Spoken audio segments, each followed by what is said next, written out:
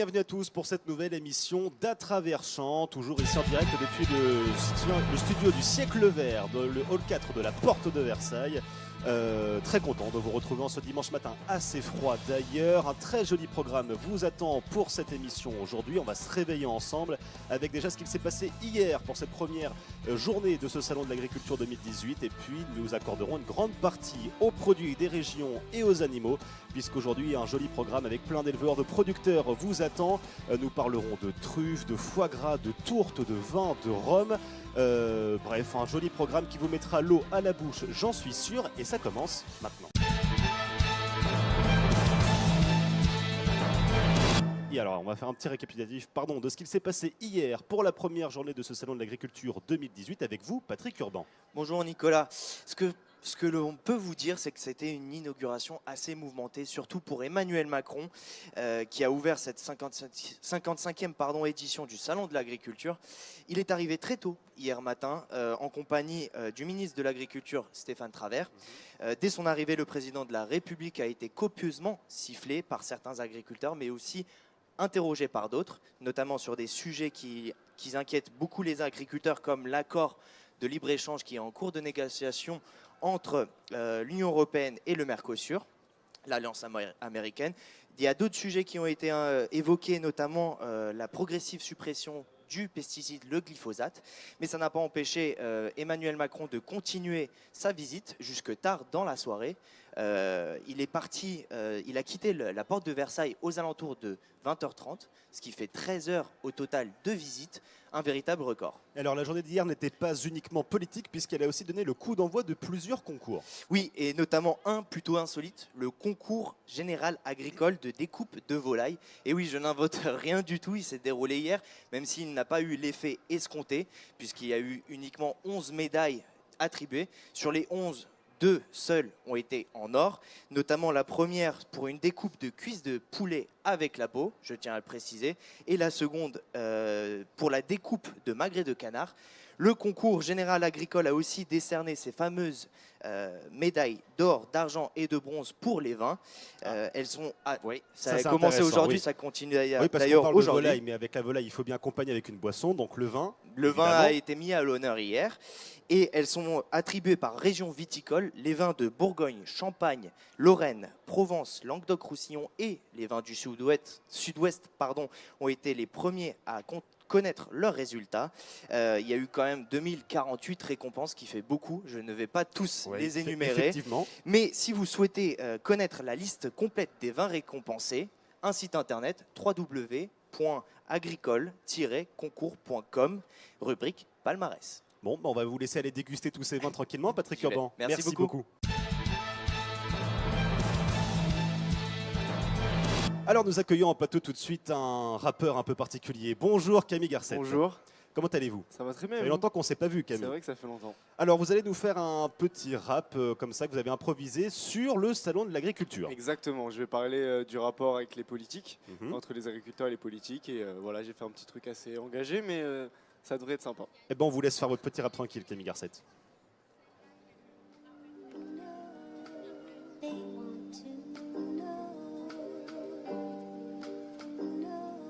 Alors ce texte, c'est vraiment pour les agriculteurs, leurs conditions, comment est-ce qu'ils vivent, comment est-ce qu'on les perçoit dans la société et quelle place ils ont, ils se cherchent aujourd'hui encore. Voilà, je trouvais ça important. Donc voilà.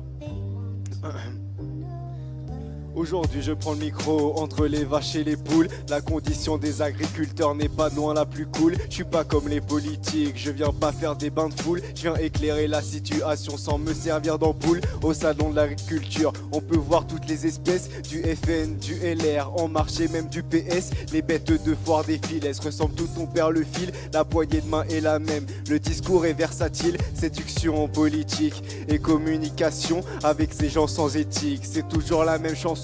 On parle des paysans à seulement 2 occasions, parfois sur M6 et logiquement dans ce salon qui prend leurs conditions en considération. Que faire sans agriculteurs pour nourrir la nation? Baisse des salaires, perte de moyens, etc.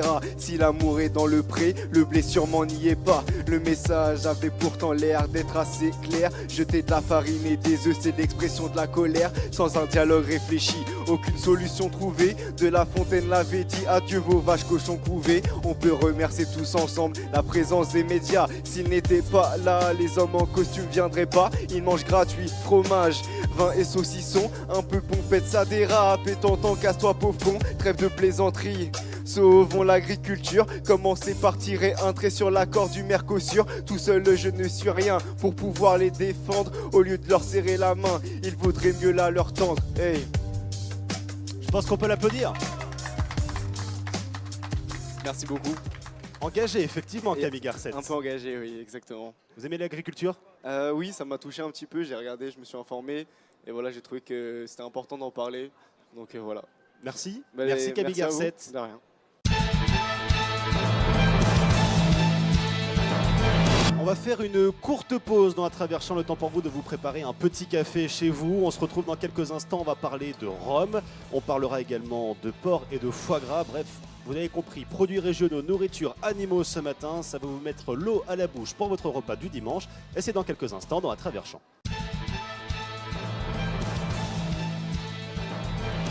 On est de retour dans À travers champs, toujours ici depuis le stand du siècle vert dans le hall 4 de la porte de Versailles. Et Lucas Pierre m'a rejoint en plateau. Lucas, bonjour. Bonjour Nicolas. Vous n'êtes pas venu seul ce matin. Et non, je suis venu Nicolas aujourd'hui avec Catherine Arnold. Bonjour. Bonjour.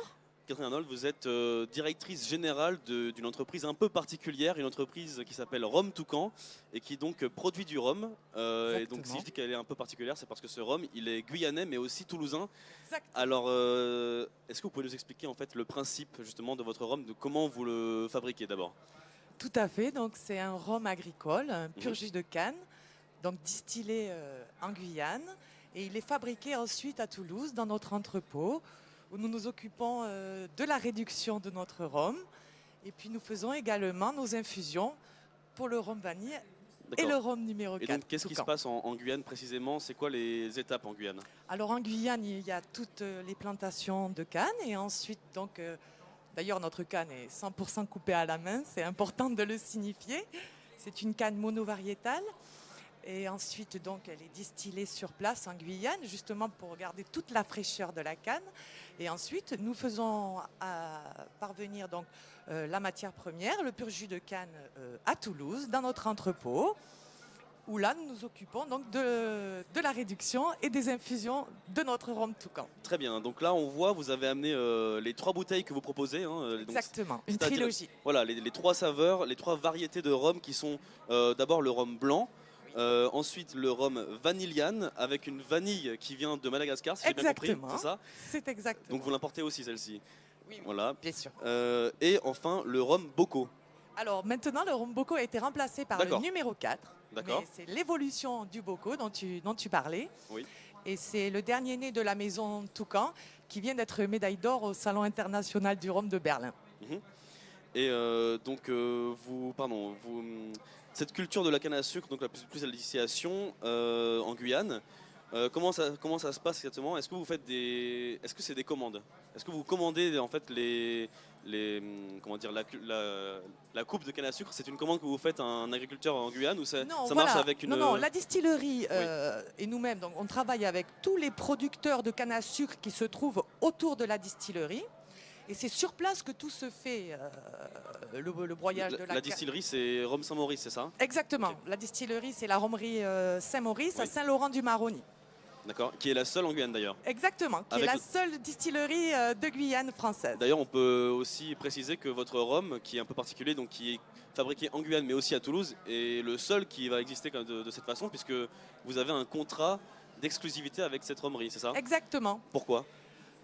Il se trouve que en fait, c'est mon mari qui a connu Monsieur Prévost et la passion du rhum avec Monsieur Prévost de la Rhomerie Saint-Maurice. Et il nous a fait confiance pour faire notre propre marque de rhum et pour véhiculer une belle image de la Guyane en métropole et en Europe et à l'international. Alors, est-ce que cette importation, juste, on parle d'importation depuis tout à l'heure, est-ce qu'elle n'est pas contraignante financièrement pour importer le rhum, les éléments du rhum en France? Alors, c'est-à-dire que nous avons toute l'autorisation et maintenant nous avons notre circuit qui fonctionne bien puisque les Rhum Toucan sont nés en 2011 et c'est une société qui se porte de mieux en mieux. D'accord. Comment ça marche alors comment il est transporté de Guyane à Toulouse? Par bateau, par Par conteneur. bateau. Oui, oui. Hop, Et d'ailleurs, il aime beaucoup le rhum, voyager, se faire bercer dans l'eau. Ça l'aide aussi pour la maturation. Est-ce que vous pouvez nous expliquer pourquoi c'est un des meilleurs rhums? Il y a, Oui. il y a une explication géographique à ça. Absolument. Oui. C'est-à-dire que c'est une canne à sucre. Nous avons une canne à sucre qui s'appelle B51-129. Ce n'est pas un nom commercial, c'est le nom plutôt technique, mais il est vrai que notre canne bénéficie du climat équatorial où il y a un taux d'humidité dans l'air de 90% et un taux d'ensoleillement exceptionnel, ce qui contribue à faire une canne à sucre extraordinaire pour nos rhums toucans. Et donc, est-ce qu'aujourd'hui, vous arrivez à vivre de cette entreprise? Alors, moi, oui. Oui. Puisque j'ai réussi maintenant, je ne fais plus que ça depuis 3 ans et demi, presque 4 ans. Mon mari, pas encore, puisqu'il a encore son autre travail, mais à terme, on aimerait faire que ça tous les deux, bien sûr. Donc, avec votre mari, d'ailleurs, vous tenez un stand dans le pavillon 5, c'est ça, hein? Exactement, pavillon 5.1 au stand Guyane, vous pouvez venir nombreux. Est-ce que vous avez déjà eu des récompenses grâce à ce rhum? J'ai Oui, vu que vous beaucoup. aviez eu une récompense en 2011, il me semble. Absolument. Ouais. Alors en 2011, c'était la médaille d'or pour mon rhum blanc au Salon international du rhum de Paris. Mais depuis, j'ai eu d'autres médailles, puisque j'ai eu aussi la médaille d'argent cette année au Barcelona Rhum Congress. Et j'ai également gagné pour mon numéro 4 la médaille de bronze à Madrid et la médaille d'or à Berlin. Ouais, donc vous voyagez beaucoup. Oui. Vous avez d'autres objectifs en France ou dans l'Europe, peut-être, En de Europe, salon? tout à fait. Oui. Je négocie les contrats en Europe et à l'international et chaque jour un petit pays de plus. Et qu'est-ce qui le différencie, ce rhum-là, des autres? Par exemple, des autres rhums de Caraïbes, par exemple. Oui, tout Il est à plus fait. fort, moins fort Alors après, fort ou pas fort, c'est toi qui fais la réduction que tu souhaites en fait, hein. Nous, c'était vraiment une intention de notre part de faire le blanc à 50 degrés, parce que j'estime que c'est le minimum pour un blanc, il faut un 50 degrés. Et ensuite, nous avons choisi de faire une réduction à 45 degrés pour le vanilliane. Et ensuite, ici, celui-ci est un peu plus doux, puisqu'il est à 40 degrés. Et il est passé en fût de base Armagnac. Et est-ce que les Français sont plus amateurs de rhum que les Guyanais ou c'est l'inverse?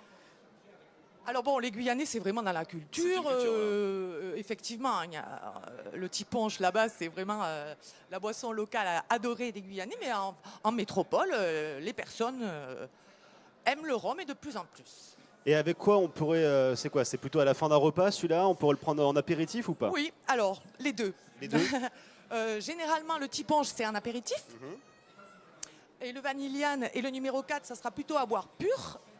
Et on peut le boire parfaitement en apéritif ou en digestif, accompagné d'un petit dessert. Bon, eh ben écoutez, merci à vous deux. Lucas, je pense que vous êtes un petit peu chanceux. Je vous laisse aller déguster ce rhum tranquillement de Avec votre On va voir côté. ça, oui, on va voir ça. Allez-y, profitez de votre dimanche matin. Merci Nicolas. Et puis je vous souhaite une très bonne journée à vous deux du coup. Merci beaucoup. Merci.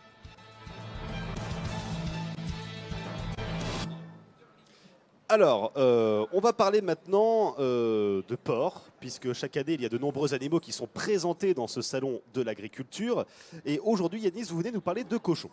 Exactement, Nicolas. Bonjour d'ailleurs. Bonjour Alors, Yanis. si vous êtes fan de ces petits et gros animaux, quand même, on peut le dire, hein, il faut savoir que c'est dans le hall 1 que vous trouverez votre bonheur. C'est simple, Nicolas, vous allez voir des gros, des petits, des noirs, des roses. Bref, il y en a pour tous les goûts. Et si on pouvait penser justement que le cochon n'était pas l'espèce la plus menacée en France, eh bien c'est tout l'inverse. Petit point culture, Nicolas, en fait, il n'y a que 6 races françaises de cochons.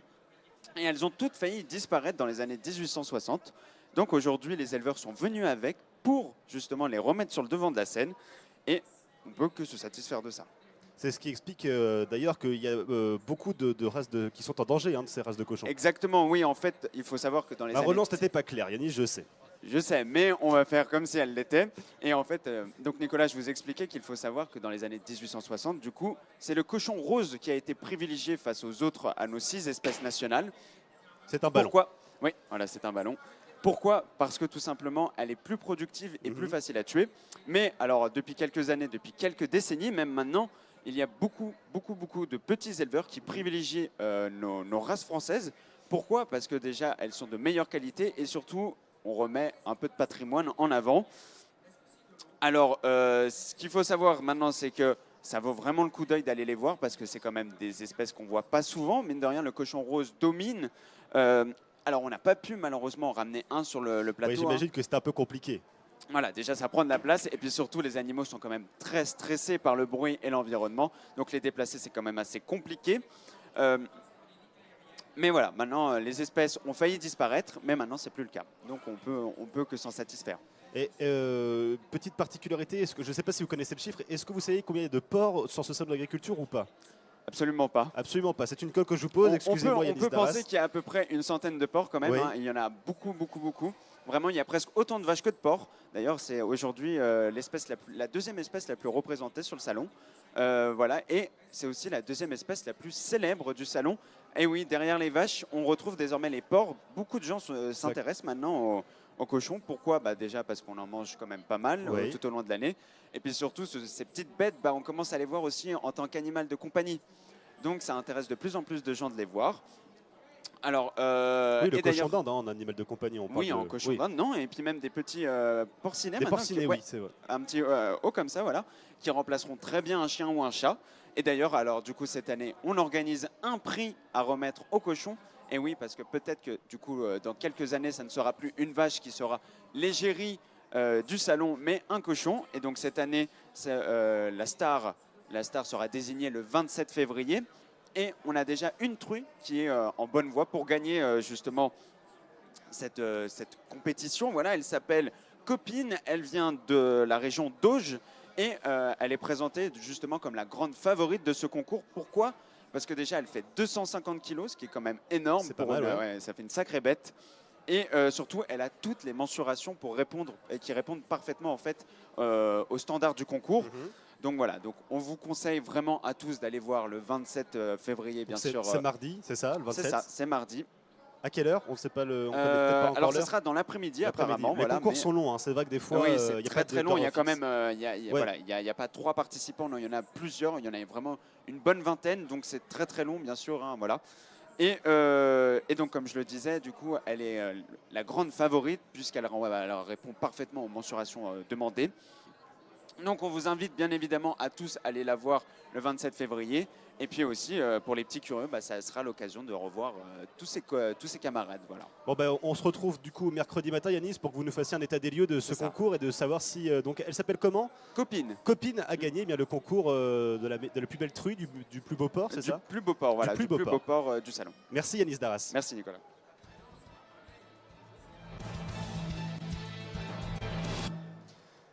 On va refaire une courte pause dans À Travers Champs. On se retrouve dans quelques instants avec des producteurs basques, des producteurs de vin, de la truffe, de la tourte. Bref, on continue notre panel et bien des producteurs de produits régionaux. Et c'est tout de suite dans À Travers Champs.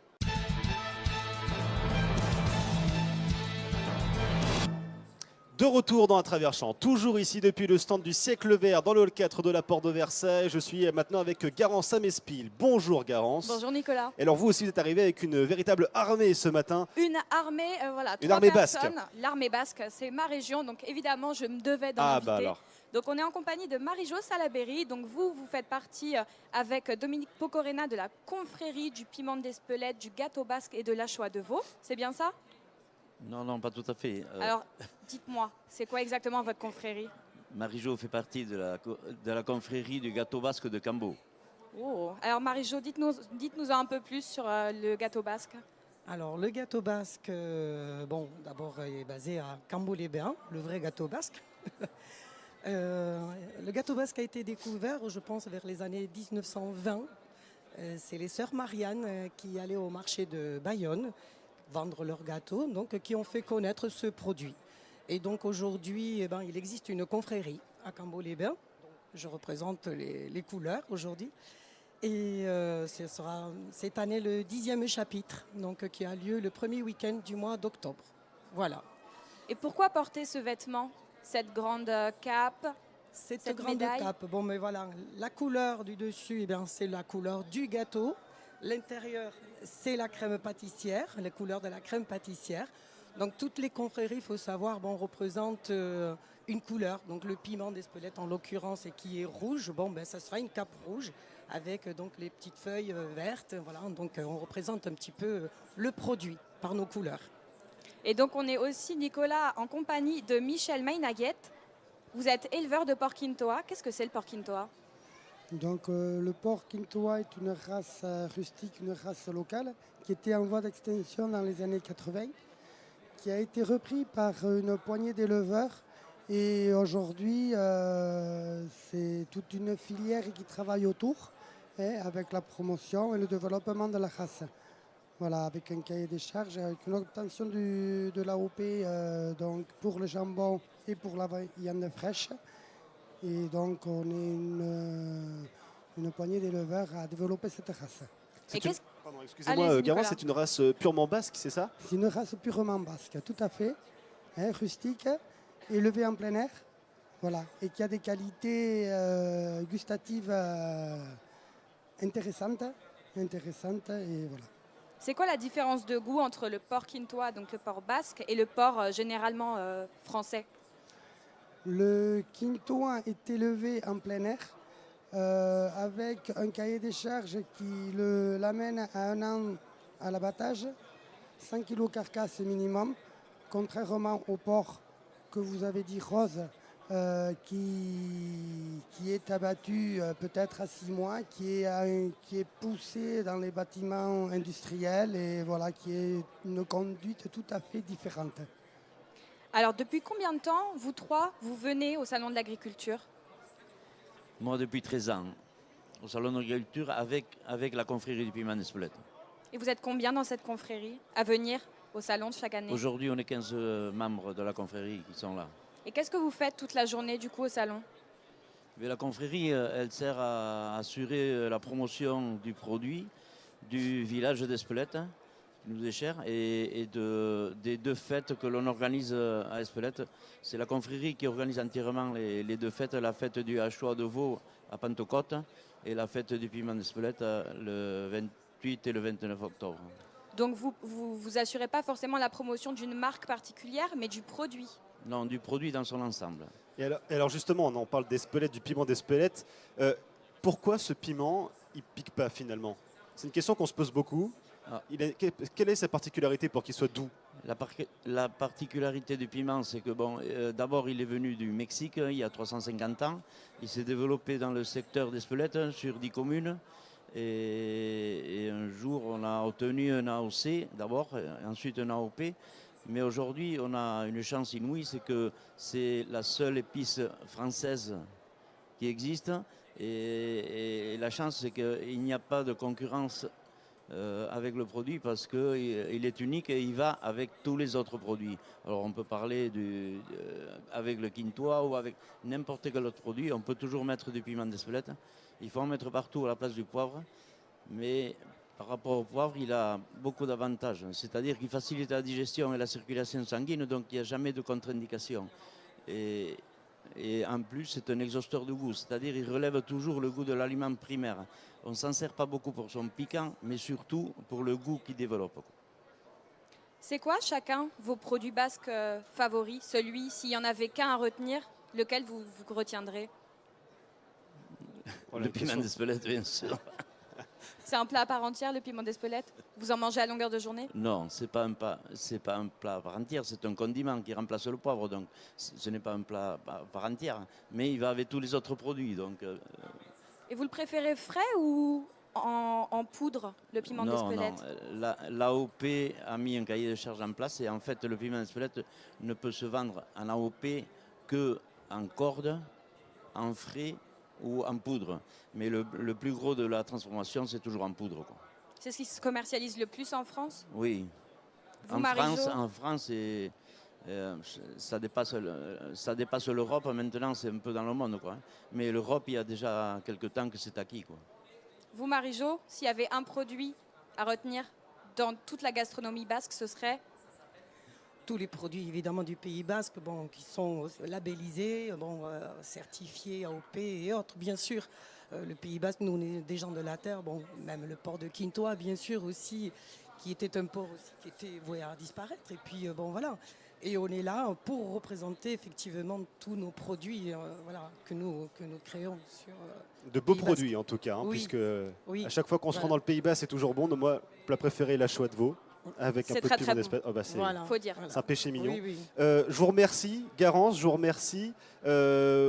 les producteurs du Pays Basque pour tout ce que vous faites parce que c'est bon. Le Porquintoa, qu'on ne trouve malheureusement pas à Paris, mais bon, on espère que ça montera un peu plus à la capitale plus souvent. Il n'y a pas de souci, on est là pour ça. Et on vous souhaite donc un bon salon et puis une bonne journée à vous, Garance Amespil. Merci Nicolas.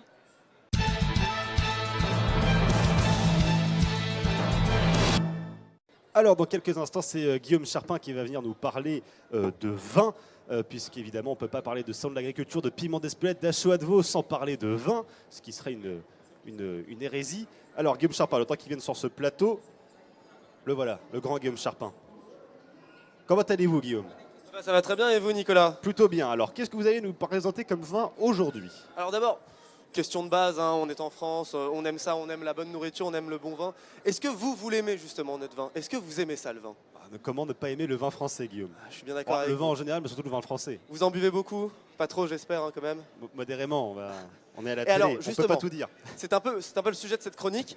Si vous deviez choisir qu'un seul vin, qu'une seule région, qu'une seule bouteille, qu'est-ce que vous choisiriez, vous, Nicolas? Je suis très Bourgogne. Vous êtes très Bourgogne? Très Bourgogne, vin rouge Bourgogne. Ah, donc du bon rouge de Bourgogne? Haute-Côte de Nuit. Ah, je vous comprends, en même temps, c'est très bon. Marsanne-et-la-Côte, voilà. Alors, moi aujourd'hui, ce matin, je vais pas essayer de vous donner un cours d'œnologie. Hein. La viticulture française est très complexe, très variée, très vaste. Mais si vous voulez un jour devenir juge de nos régions du talent en regardant l'éternel JT de Jean-Pierre Pernaut, qui fête d'ailleurs cette année ses 30 ans de carrière, hein, c'est dans le pavillon 3, hein, qui est situé juste à côté de nous, là, juste à côté, que vous pourrez aller voir les producteurs qui vous accueilleront et qui vous plongeront au cœur de l'histoire de leur vin, des exploitations de prestige, les dernières nouveautés, comment passer une excellente journée au salon. Et alors, il y a un combat qui s'annonce sur ce salon de l'agriculture, évidemment, c'est le vin rouge contre le vin blanc. Ah bah oui, ça, vous savez, on ne peut pas y échapper. Quand on parle de vin, forcément, ce combat-là, on va l'avoir. Hein. Il en faut pour tous les goûts, et même au sein de la rédaction de Fréquence ESJ, on a vraiment du mal à se décider. Les avis divergent entre un Pinot, un Médoc, un Saint-Émilion, un Chardonnay ou un Sauvignon. Forcément, tout le monde ne sera pas d'accord, et certains diront que rien ne vaut les grands Bordeaux et que même les plus bonnes bouteilles de blanc ne pourront jamais égaler les Bordeaux. On vous invite donc à aller vous faire votre propre idée. Hein. C'est au pavillon 3, en parcourant les nombreux stands de nos 9 régions viticoles. Et à la fin, forcément, le vainqueur sera la viticulture française et ses talents d'exception. Mais ce serait un petit peu rabaisser la richesse et les talents de nos producteurs viticoles que de simplement rabaisser ce combat vin blanc, vin rouge, n'est-ce pas, Guillaume? Vous avez raison, hein. Vous par exemple c'est le blanc, mais d'autres vous répondront le rouge ou même le rosé. Et alors justement, le rosé, est-ce que vous savez comment il est fait, le rosé? Vous allez me le dire. Eh ben, bravo, Voilà, magnifique transition, vous êtes là pour Nicolas. faire votre chronique, Guillaume, allez-y. C'est exactement ça. Je vous laisse Alors le parler. rosé, beaucoup de gens peuvent penser que c'est un mélange entre le rouge et le blanc. Eh bien pas du tout, ce n'est pas un mélange, mais ce sont des grains rouges, hein, qui sont utilisés pour faire le vin rouge, qui sont pressés directement comme le vin blanc. C'est la même technique que le vin blanc, mais alors ce n'est pas le seul vin qui est intéressant. Et l'année dernière, dans les trouvailles qu'on avait fait avec l'équipe de Fréquence ESJ au salon, on avait découvert le vin Clairet. Alors est-ce que ça vous dit quelque chose, ça, le vin Clairet, Nicolas? Pas du tout. Alors justement, le vin Clairet, c'est ce mélange. Hein, c'est un mélange entre les cépages rouges et les cépages blancs. Hein, et pour l'anecdote, ce sont les marchands de Bordeaux au Moyen-Âge qui mélangeaient leurs cépages pour économiser de l'argent et pour pouvoir évidemment revendre leur vin plus cher. Et alors c'est un vin qui se boit très jeune, comme le Beaujolais, et donc du coup vous le retrouverez au pavillon 3. Ce sera au niveau de la région Nouvelle-Aquitaine, et donc certains producteurs de vin là-bas vous expliqueront et vous montreront ce vin Clairet, hein, qui est une belle trouvaille et qui existe depuis très longtemps en région Aquitaine et parmi la viticulture française. Vous vouliez finir avec un petit mot, Guillaume? Ah bah oui, parce que la semaine prochaine, moi je vais venir vous parler de l'apéro, hein, voilà. parce qu'on parle de très bonnes C'est bouteilles. Et bon, ça, forcément l'apéro, donc des bonnes charcuteries, La tradition française. du bon fromage, exactement. Il est 10h20 et puis, dans au une moins, heure et demie. Hein, C'est ça, exactement. Ce sera l'heure de l'apéro d'ici 1 heure à peu près. Et puis ça, au moins, l'apéro, les régions se battent peut-être pour le vin, mais pour l'apéro, elles sont toutes d'accord et c'est déjà fantastique. Merci à vous, Guillaume Charpin. Merci beaucoup.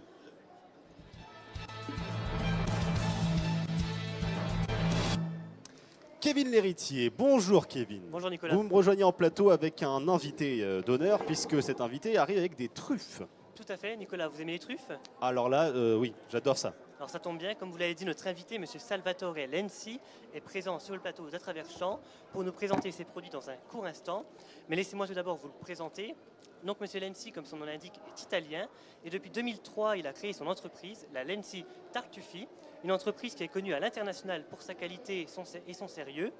Et il faut savoir, mon cher Nicolas, que chaque année, l'entreprise est présente sur plus de 20 expositions sur le territoire international, comme cette semaine, ici au Salon de la Culture à Paris, en France.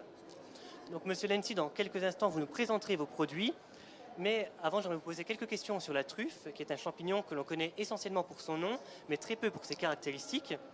En effet, on a tendance à mettre beaucoup en avant la truffe noire du Périgord, ou encore celle de Bourgogne, connue pour avoir un goût qui se rapproche de la noisette. Alors première question, toute simple, la truffe est-elle un aliment français ou le trouve-t-on dans d'autres pays européens? Oui, en France, vous avez un bon produit. Vous avez dans le Périgord la truffe Mélano. Mais le premier pays au monde, c'est l'Italie pour qualité et quantité de produits recherchés chaque année.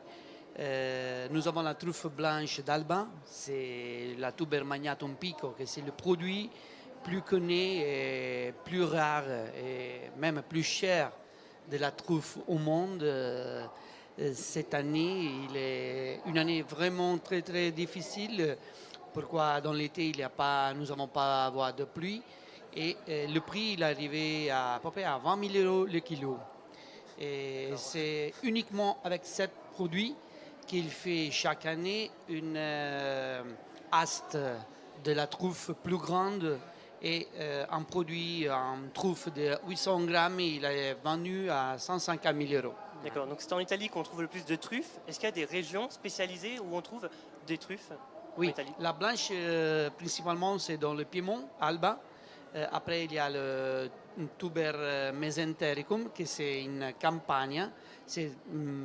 Mon village s'appelle Tuber mesentericum ou di Bagnoli Irpino. C'est la ville où se cherche la truffe noire d'hiver. Est-ce qu'il y a une différence de goût, de faveur entre la truffe française et celle que l'on peut trouver en Italie, chez vous? Oui, il y a quelques régions Umbrie où se trouve le Tuber Melano. Mais la noire de Bagnoli, il y a un goût plus intense et la blanche, c'est vraiment plus différent. Il y a un goût plus aillé et c'est vraiment très très particulier. Et donc, comme je l'ai dit en introduction, vous exportez vos produits à l'international. Quels sont les pays qui achètent le plus de truffes? Oui, nous faisons des foires dans tout le monde, dans New York, en fancy food. Très bien, c'est l'Asie, Hong Kong et Australie.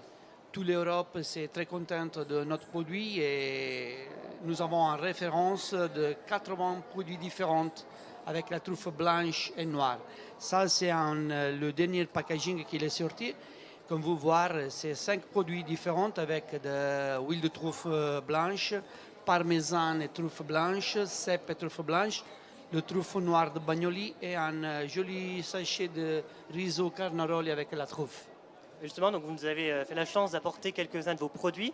Est-ce que vous pouvez nous en présenter comme ceux qui sont devant vous dans les petits pots? Ce sont des truffes à quoi? Quelles sont ces truffes? Oui, il y a un peu de truffes de toute l'Italie. Il y a de truffes noires d'hiver et la truffe blanche d'Alba. C'est le produit que nous plus vendé en tout le monde. Et alors, on a à peu près le prix pour ce genre de coffret. On se situe à peu près à combien? Le prix, c'est à 100 euros. C'est en promotion de la foire à 100 euros. Oui. C'est de produits recherchés. Le produit de sauce de truffe de Bagnoli, c'est un produit que nous avons en exclusif européen. Et en France, c'est beaucoup connu dans les restos jusqu'à la petite distribution, les bonnes épiceries fines. D'accord, donc justement, au niveau de l'alimentation, la truffe, vous la conseillez en entrée ou plus en plat? Fraîche, la truffe fraîche, il y a des périodes. Quindi c'est pas tout le temps. La blanche, par exemple, c'est possible de chercher de 1er octobre jusqu'à 31 décembre. Dans le moment qu'il n'y a pas plus le moment de la fraîche, nous aider notre consommateur à la consommation de produits déjà conservés. D'accord. Et justement, vous, est-ce que vous avez dans vos produits un produit que vous préférez? Quelles sont vos truffes que vous préférez manger?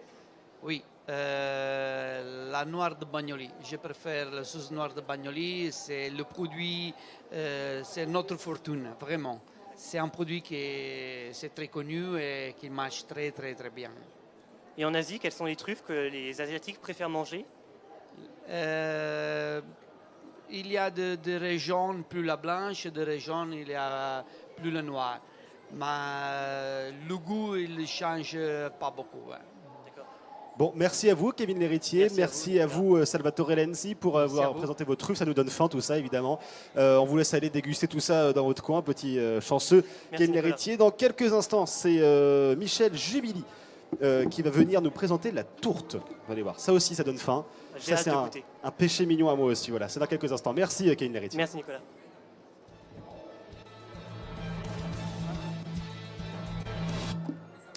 Michel Jubili, je vous en prie, venez nous rejoindre en plateau. Elle est là avec donc de la tourte aux pommes. Quelque chose d'absolument délicieux. Voilà. Ça donne faim. On vous avait dit au début de cette émission qu'on allait vous présenter des produits régionaux qui allaient vous mettre en appétit pour ce dimanche midi. Eh bien, c'est le cas. Michel, bonjour. Bonjour. Très content que vous ayez pu venir sur ce plateau ce matin. Tout d'abord, question bête, mais il y a des gens qui ne savent pas. Qu'est-ce qu'est la différence entre la tourte, la tarte ou la galette? Alors, la tourtière, en fait, c'est une pâte très très fine qui est étalée à la main avec une succession de couches sous le dessous. Ensuite, on met quelques pommes, un peu de rhum et sur le dessus, on remet de la pâte un peu en chiffonnade. Alors, comment est-ce qu'on fait une bonne tourte? Sans nous dire tous vos secrets de recettes, mais il y a une spécificité, une recette particulière? Il y a une recette particulière, il y a de la patience. Ouais. Et il y a un savoir-faire qu'on apprend surtout avec les anciens qui nous ont beaucoup aidés pour ça. Donc ça se transmet de mère en fille, de père en fille, de génération en génération.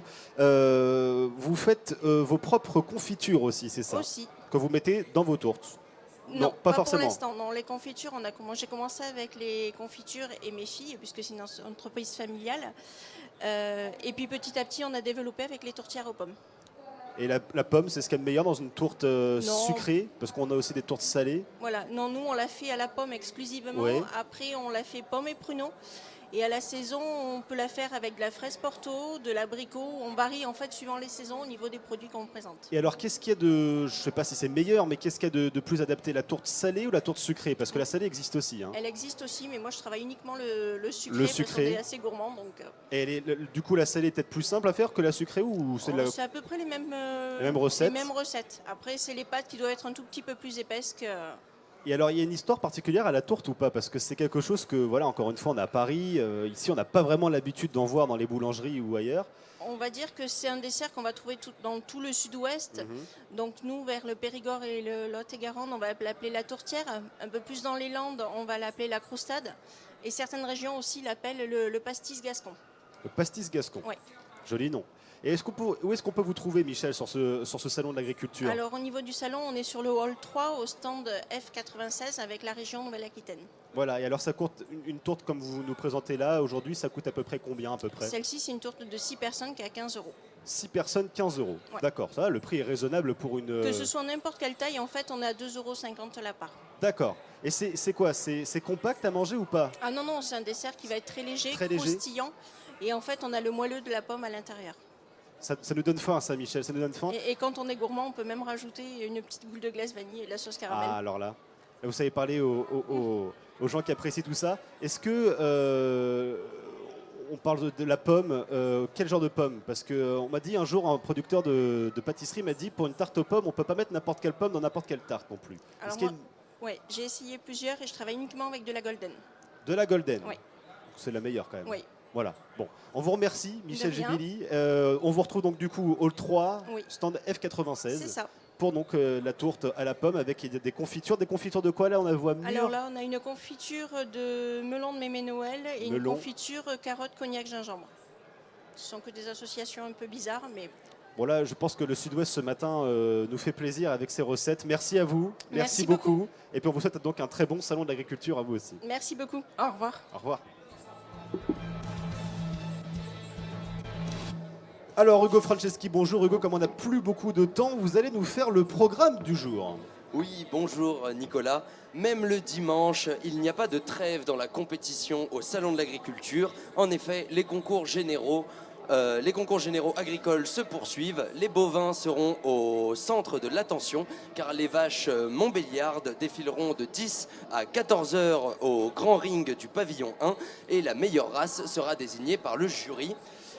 Toujours au pavillon numéro 1, une sélection similaire a lieu sur le ring des présentations à partir de 13h pour les vaches de la race Pire Rouge et sur le grand ring à partir de 14h pour les vaches normandes. Vous pourrez également retrouver dans l'après-midi au pavillon 1 toujours sur le ring ovin caprin le concours parmi les différentes espèces de moutons à 14h. Oui, on n'en parle toujours pas depuis ce début de ce salon. Eh bien à 14h30 on désignera le meilleur de la race Texel et à 16h30 le meilleur de la race Southdown. Pour les chiens du groupe 4, plus communément appelés les teckels, la compétition fera rage à partir de 11h20 au pavillon 7.1 sur le ring canin-félin. Le meilleur mâle sera élu, suivi à 15h de l'élection de la meilleure femelle, puis à 18h, le plus beau teckel du salon de l'agriculture 2018 sera également nommé. Et enfin aussi, puisqu'il n'y a pas que les animaux qui sont mis à l'épreuve au Salon de l'Agriculture, il y a aussi les humains, on l'oublie très souvent. Les jeunes charcutiers traiteurs se disputeront pour la finale. Pour la finale des meilleurs apprentis, pour la finale des meilleurs apprentis, jusqu'à 17h le concours. Donc vous pouvez aller le voir, c'est au pavillon numéro 1. Et alors parmi les conférences du jour, il y en a une qui vous a tapé dans l'œil, n'est-ce pas? C'est ça, c'est une conférence sur l'agriculture en milieu rural. En milieu urbain, justement, oui. C'est l'inverse. Parce qu'en milieu rural... ça, on la connaît déjà. Et c'est donc en milieu urbain et elle se tiendra au pavillon numéro 1 dans l'allée R au stand 36. Quels sont les enjeux de cette agriculture? Quels sont les différents types de cultures proposées? Et quels sont les moyens utilisés? Je suis sûr que Grégoire Bleu, président de l'Association française d'agriculture urbaine professionnelle, répondra à toutes nos questions. Alors là, il est 10h35. Hugo, qu'est-ce que vous nous conseillez comme dégustation ce midi? Eh bien, c'est au pavillon numéro 3, dans l'allée L, au stand 120. La maison des vins de Fronton vous propose une initiation à l'œnotourisme. L'œnotourisme, donc une dégustation de vin qui portera sur les 3 domaines viticoles du Frontonnais. Et puis, il y aura un quiz avec des bouteilles de vin à gagner. Alors, autant vous dire, Nicolas, que j'y vais de ce pas. Ah bah, je vous laisse y aller, Hugo Franceschi. Merci beaucoup. Merci On vous laisse beaucoup. apprécier tout ce joli programme aujourd'hui. Merci.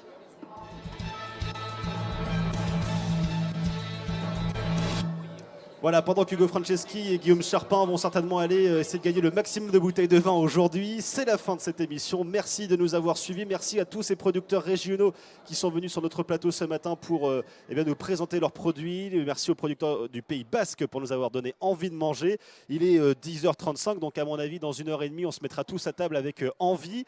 Demain matin, 9h30 toujours pour À Travers Champs, ce sera Dimitri Hainaut à la présentation. Quant à moi, je vous souhaite une très très bonne journée.